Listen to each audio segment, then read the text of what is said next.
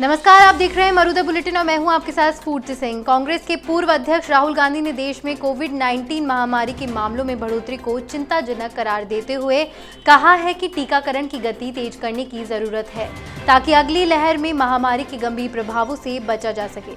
उन्होंने लोगों से सावधानी बरतने की अपील की और राष्ट्रीय मौद्रीकरण पाइपलाइन (NMP) का परोक्ष रूप से हवाला देते हुए यह आरोप लगाया कि केंद्र सरकार इस समय बेचने में लगी हुई है। कांग्रेस नेता ने ट्वीट किया कि कोविड-19 के मामलों में वृद्धि चिंताजनक है। टीकाकरण को गति तेज करनी चाहिए ताकि अगली लहर में महामारी के गंभीर प्रभावों से बचा जा सके।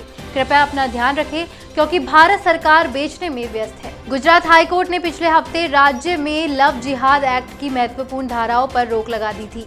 इसी स्टे को हटाने के लिए आज फिर गुजरात हाईकोर्ट में सुनवाई हुई। इसमें हाईकोर्ट ने धारा 5 पर लगी रोक को हटाने के लिए सरकारी वकील द्वारा दायर याचिका को खारिज कर दिया। महाधिवक्ता ने उच्च न्यायालय का दरवाजा खटखटाया था, जिसमें कहा गया था कि नियमानुसार धर्मांतरण के लिए कलेक्टर की अनुमति की आवश्यकता है। सरकार की इस मांग का याचिकाकर्ता ने विरोध किया था। बता दें कि हाईकोर्ट ने जमीयत उलेमा-ए-हिंद की याचिका पर पिछले हफ्ते फैसला सुनाया था। जमीयत ने इस कानून पर रोक लगाने की मांग की थी। याचिका पर फैसला देते हुए हाईकोर्ट ने इस कानून की धारा 3, 4, 5 और 6 के संशोधनों को लागू करने पर रोक लगा दी थी। हाईकोर्ट ने कहा, पुलिस में FIR तब तक दर्ज नहीं हो सकती जब तक ये साबित नहीं हो जाता कि शादी जोर जबरदस्ती से और लालच देकर की गई है। पश्चिमी बंगाल में चुनाव के बाद हुई हिंसा के मामले में CBI ने 9 केस दर्ज किए हैं। साथ ही एजेंसी की चारों यूनिट्स की टीमों ने कोलकाता के पास घटनास्थलों पर दौरा किया और पीड़ितों से बातचीत भी की। 2 मई को राज्य में विधानसभा चुनाव के नतीजे आने के बाद कथित दुष्कर्म और हत्या के मामले सामने आए थे। NHRC की कमेटी की 13 जुलाई को आई रिपोर्ट के बाद कलकत्ता उच्च न्यायालय की 5 न्यायाधीशों की बेंच ने मामले में CBI जांच का आदेश दिया था। उत्तर प्रदेश के मुख्यमंत्री योगी आदित्यनाथ ने कहा कि फसल के अवशेष पराली जलाने के आरोप में किसान पर दर्ज मुकदमे वापस लेने और जुर्माना खत्म करने के निर्णय पर उनकी सरकार विचार कर रही है।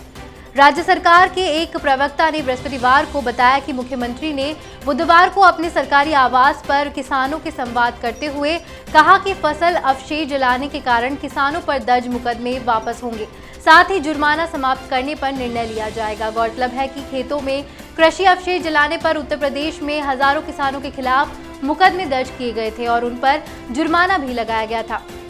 इसे लेकर किसान संगठनों में खासी नाराजगी जाहिर की थी। हालांकि केंद्र सरकार ने हाल ही में पराली जलाने वाले किसानों के खिलाफ मुकदमा करने के फैसले को वापस ले लिया है। अफगानिस्तान के हालात पर केंद्र सरकार ने गुरुवार को ऑल पार्टी मीटिंग रखी। इसमें विदेश मंत्री S जयशंकर ने सदन के नेताओं को अफगानिस्तान के हालात में रेस्क्यू मिशन के बारे में बताया। 3.5 घंटे चली सर्वदलीय बैठक में 31 दलों के 37 नेता शामिल हुए। विदेश मंत्री ने कहा कि सभी दलों के साथ अच्छी बात हुई है। सरकार समेत सभी दलों की राय इस मसले पर एक जैसी है। ऑपरेशन देवी शक्ति के तहत जिन लोगों को काबुल से निकाला गया है उनमें ज्यादातर भारतीय हैं। अभी भी कुछ भारतीय काबुल में फंसे हुए हैं। हम सभी को वापस लाएंगे। प्रधानमंत्री नरेंद्र मोदी ने जयशंकर को निर्देश दिए थे कि वे सभी दलों को अफगानिस्तान के हालात की जानकारी दें। विपक्षी दलों ने सरकार से यह भी कहा था कि वो अफगानिस्तान पर एक बयान भी जारी करे। इस बुलेटिन में फिलहाल इतना ही। देश और दुनिया की तमाम खबरों के लिए आप देखते रहिए मरुधर बुलेटिन। नमस्कार।